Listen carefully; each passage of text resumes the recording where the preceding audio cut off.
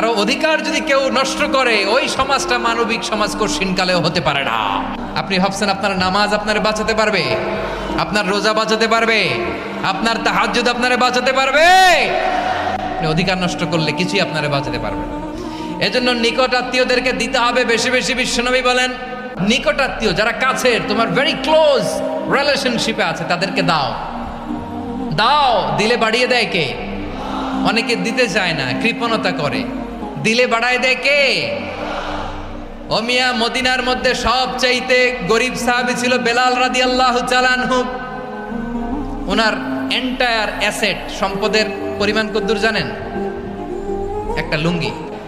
Total wealth estimation, total সম্পদের পরিমাণ বেলাল রাদিয়াল্লাহু তাআলা আনহুর কি ছিল?